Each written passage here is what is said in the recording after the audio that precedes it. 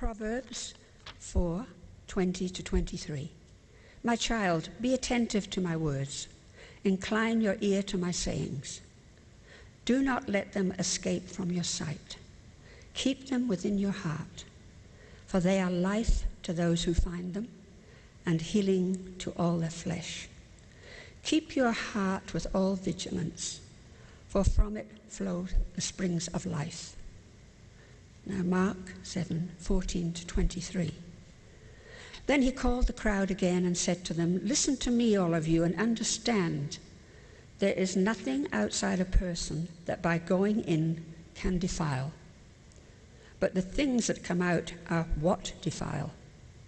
When he had left the crowd and entered the house, his disciples asked him about the parable. He said to them, then do you also fail to understand? Do you not see that whatever goes into a person from outside cannot defile, since it enters not the heart, but the stomach, and goes out into the sewer? Thus he declared all foods clean. And he said, it is what comes out of a person that defiles, for it is from within, from the human heart, that evil intentions come. Fornication, theft, murder, adultery, avarice, wickedness, deceit, licentiousness, envy, slander, pride, and folly. All these evil things come from within, and they defile a person. In sacred words of old, we have heard the Spirit speak anew. At the outbreak of World War II, Viktor Frankl was a psychiatrist in Austria. Being a Jew, he was very quickly arrested and spent the rest of the war in various prison camps, including Auschwitz and Dachau. As you may imagine, he knew that every day was a very precarious existence, that each day could indeed be the last, and the smoke rising from the chimneys in the prison camps reminded everyone of that fact. Some people under those circumstances became mentally ill. Some just simply gave up in the hopelessness and died. But Viktor Frankl, however, determined to take a very different approach. He chose to adopt a different attitude to his circumstances than many of the other people who are interred in those prison camps. For example, in the starkness of those bleak places, he learned to take pleasure in sunsets which he would spy through cracks in the walls of the hut. Amongst all the misery of the environment, he tried to find meaning in the suffering. In that, those sort of experiences there where people were struggling for their own survival, he chose instead to help other people, sometimes giving up his meagre ration of bread for the sake of another person. He survived through to the end of the war, and when he went back to his psychiatric practice, he developed a new form of therapy which he gave the name logotherapy. And the basis of logotherapy is this: that you cannot determine what happens to you in life, but you can determine how you will react. You cannot determine what happens to you in life, but you can determine how you'll react.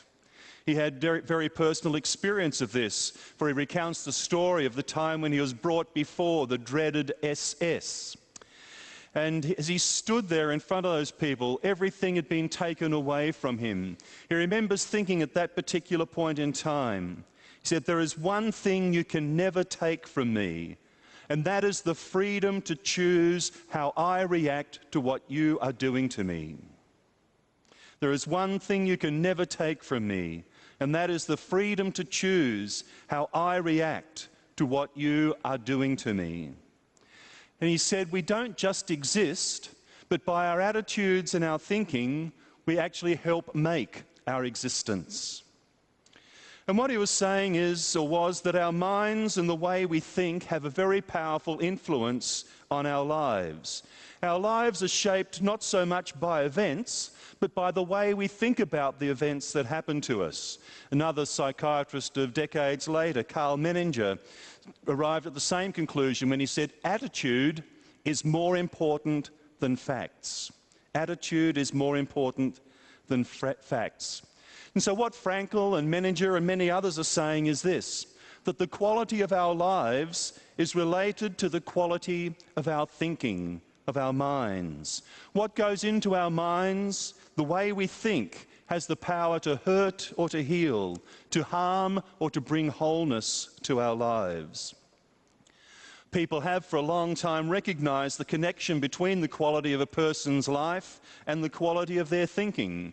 A bit over 100 years ago, a fellow by the name of Ralph Waldo Emerson said, a man is, sorry, that's the olden days, forget, a person is what they think about all day long. 1900 years ago, a Roman emperor and general, Marcus Aurelius, used to stop at the end of a day's campaigning and jot down thoughts to himself. One of his thoughts was, your life is what your thoughts make of it.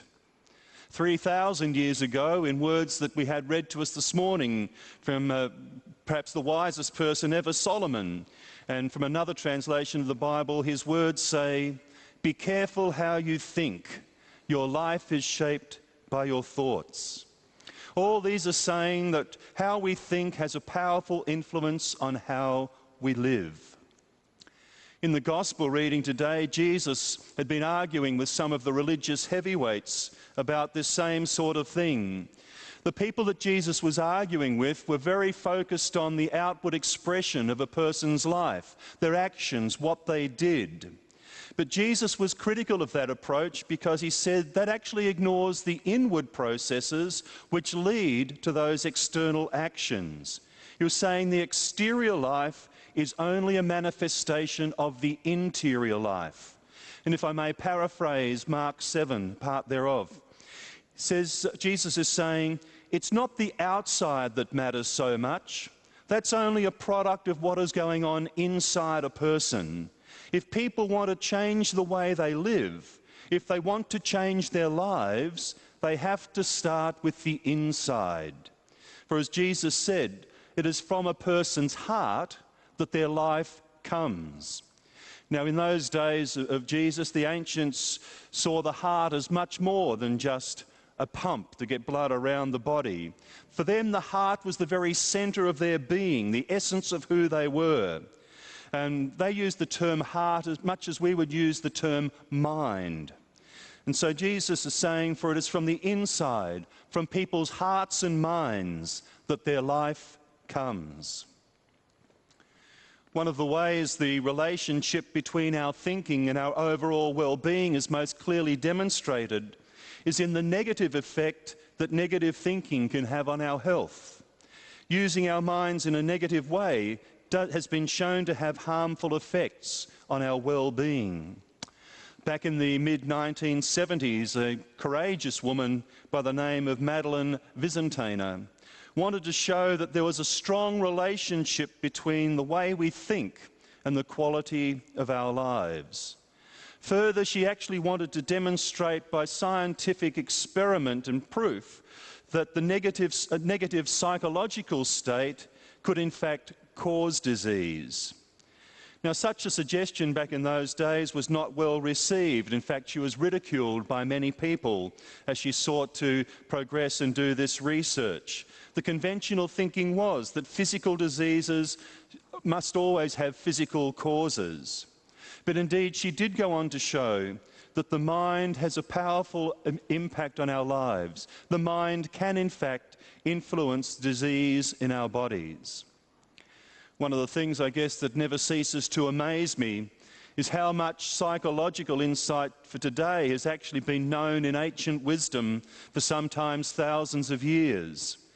And for example, on the harmful effects of this negative type thinking, again, back in the book of Proverbs, we read, being cheerful keeps you healthy. It is a slow death to be gloomy all the time. Conversely, using our minds in a positive way is beneficial to our well-being. Researchers again have shown that the mind has unsuspected power to influence the body. And experiments have been done which shows that the mind can exercise some degree of control over things like blood pressure, heart rate, skin temperature, and of course brainwave function. And the body, as we know, or perhaps have read many times, has been shown to respond even to erroneous beliefs of the mind. And this is the so-called placebo effect, that people are given a sugar pill or some inert substance and told that it's actually a very powerful medication, and they'll find that the belief actually helps them overcome whatever it is that's impacting upon them. Patients who believe they're being given that real medicine benefit in experiencing relief from things like chronic pain and headaches, among other ailments. Perhaps one of the most celebrated cases in this line in Australia is that of Ian Gawler. I don't know if you remember that name. He was very popular a couple of decades ago. But as a young man, Ian Gawler was diagnosed with a very aggressive cancer, and his prognosis was very, very poor. In fact, he was only given a few weeks to live. Now, that's going back over 30 years or so now, perhaps even more. But when his diagnosis came, he decided not so much to give in to it, but he made several lifestyle changes. He changed his diet. He undertook a regime of meditation. And he changed the way he thought. He adopted a more positive mental outlook. And as far as I know, he's still alive today. Because the mind can influence or have such power in our lives, the good news is that we can change our lives by changing the way we think. William James has been called the father of American psychology, said, "The greatest discovery of our generation is that human beings can change their lives by altering the attitude of their minds." Well, he was right and wrong. He was right in that changing the way you think does in fact change the way you can live your life. He was wrong in that it was not the discovery of his generation. Wise people through all of time have known that thing. I've already referred to a number of people who through the ages have believed that same proposition. Another is the Apostle Paul. When he wrote to the Christian church in Rome, towards the end of his letter there, he said to them, "But let God transform you inwardly by a complete change of your mind."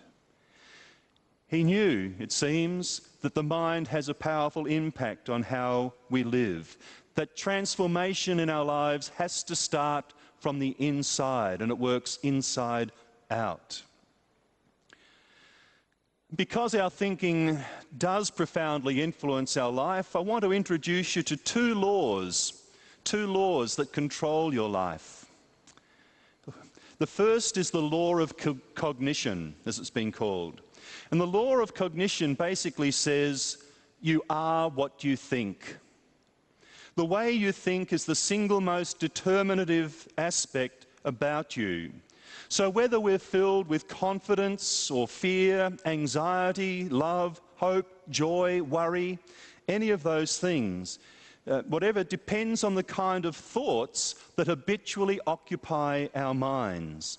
So, for example, if someone says, "I'm a worrier, that's just the way I am, I can't help it." Well, the good news is, yes, we can.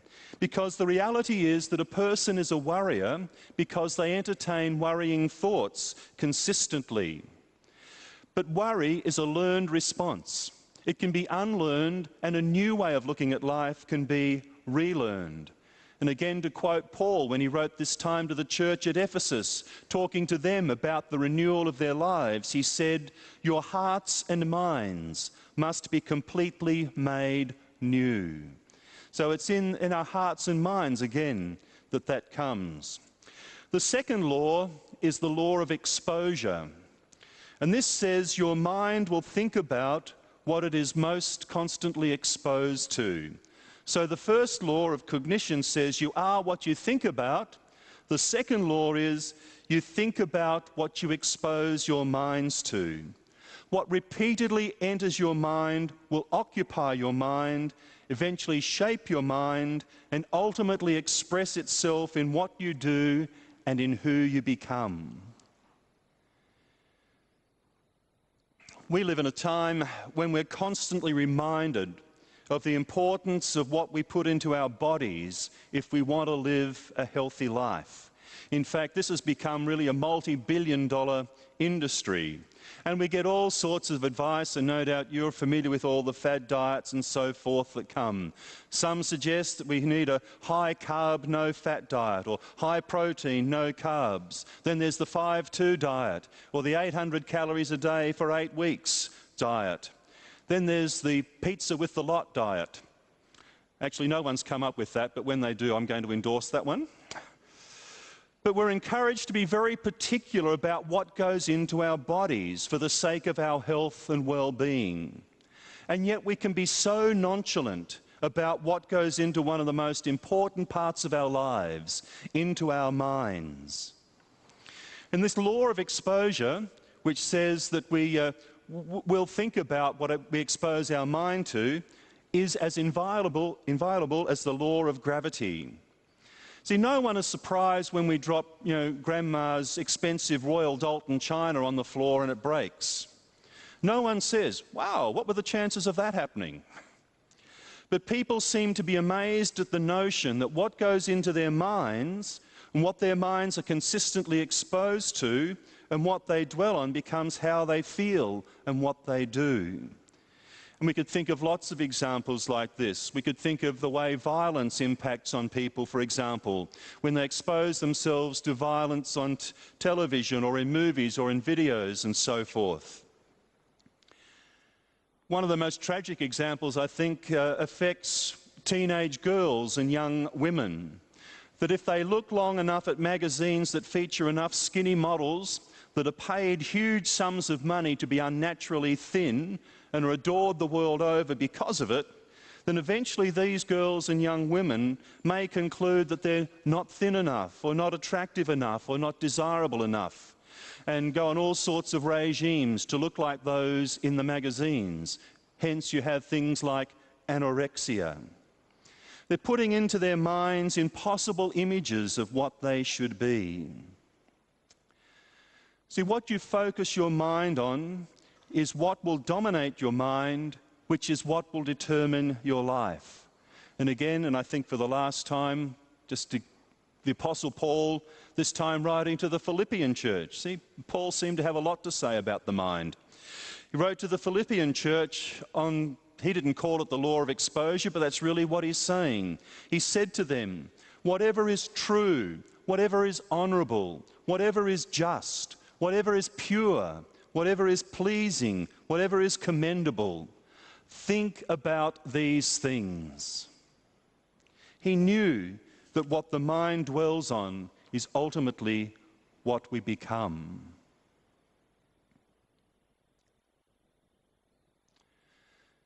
So, how do we learn to think in a way which enhances our well-being? Just a few practical suggestions for you. The first thing, beware of what you put into your mind. I haven't heard it referred to for a long time, but back when computers were first becoming the rage, there was a little expression going around, G-I-G-O in relation to computers. Have you heard that one? You know what it means? Garbage in, garbage out. What you put into a computer is what you're going to get out of it.